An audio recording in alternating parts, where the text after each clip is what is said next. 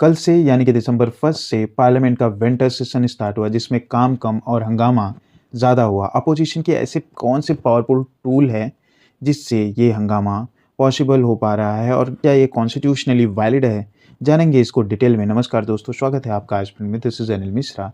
पहले देखते हैं, पार्लियामेंट के 3 सेशन होते हैं। पहला सेशन होता है फरवरी टू मई, जिसे कहते हैं बजट सेशन। उसके बाद आता है मॉनसून सेशन, जुलाई टू सितंबर, एंड लास्ट में विंटर सेशन, जो कि नवंबर टू दिसंबर होता है। अब बात करते हैं जो ये हंगामा होता है उस पर। जब पार्लियामेंट में शोर शराबा होता है या कोई पार्टी वॉकआउट करती है तो उसके पीछे का कॉन्स्टिट्यूशनल रीज़न क्या है? दोस्तों, हमारी संसद सिर्फ डिबेट की जगह नहीं, ये एक कॉन्स्टिट्यूशनल एरेना है जहां अपोजिशन के पास सरकार को अकाउंटेबल बनाए रखने के लिए कुछ इम्पॉर्टेंट टूल यानी कि डिवाइसेस दिए गए हैं। ये 5 सबसे ज़रूरी पार्लियामेंट्री डिवाइसेस हैं। चलिए देखते हैं। पहला है क्वेश्चन आवर, जो कि 11 AM से स्टार्ट होता है। द डेली चेकअप, ये फर्स्ट आवर होता है जब सरकार से सवाल किए जाते हैं। ओके, और ये सवाल 3 प्रकार के होते हैं, 3 टाइप्स। स्टार्ड क्वेश्चन, जिसमें ओरल आंसर और सप्लीमेंट्री क्वेश्चन भी होते हैं। अनस्टार्ड क्वेश्चन, जिसमें रिटन आंसर दिया जाता है। स्टार्ड क्वेश्चन की वजह से माहौल में गर्मी होती है क्योंकि वहाँ तुरंत सप्लीमेंट्री सवाल पूछे जाते हैं। नेक्स्ट है 0 आवर्स, जो कि 12 PM से स्टार्ट होता है। Spontaneous sort out, question hour ख़त्म होते ही 12 बजे जो टाइम आता है उसे 0 आवर कहते हैं। ये इंडियन इनोवेशन है, रूल ऑफ प्रोसीजर में मेंशन नहीं है ये। यहाँ पब्लिक इम्पोर्टेंस के अर्जेंट मुद्दे बिना किसी प्रायर नोटिस के उठाए जाते हैं। नेक्स्ट डिवाइस की अगर बात करें तो एडजर्नमेंट मोशन, काम को रोकने का प्रस्ताव है ये सबसे सीरियस टूल में से एक है।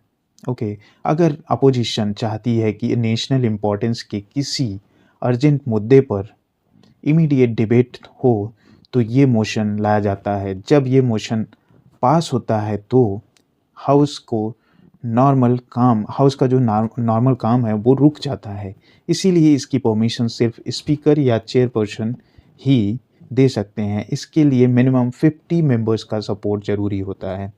नेक्स्ट मोशन की अगर बात करें तो सेंसर मोशन, जिसे निंदा प्रस्ताव भी कहते हैं। इससे आप सरकार को दिया गया वार्निंग लेटर समझ सकते हो। ये सिर्फ किसी मिनिस्टर या काउंसिल ऑफ मिनिस्टर के अगेंस्ट ही लाया जाता है। ओके, अगर ये पास हो जाए तो भी सरकार को रिज़ाइन करने की ज़रूरत नहीं होती है। Unlike the no confidence motion, ये सिर्फ हाउस के डिसअप्रूवल को दिखाता है। नेक्स्ट 5th डिवाइस है नो कॉन्फिडेंस मोशन, यानी कि अविश्वास प्रस्ताव। द अल्टीमेट वेपन, दोस्तों ये अपोजिशन का ब्रह्मास्त्र है। ये मोशन सिर्फ लोकसभा में लाया जाता है। ओके, ओनली लोकसभा में लाया जाता है और ये सिर्फ पूरे काउंसिल ऑफ मिनिस्टर के अगेंस्ट लाया जाता है, किसी एक मिनिस्टर के लिए नहीं। अगर ये मोशन पास हो जाए तो सरकार को तुरंत रिज़ाइन देना पड़ता है।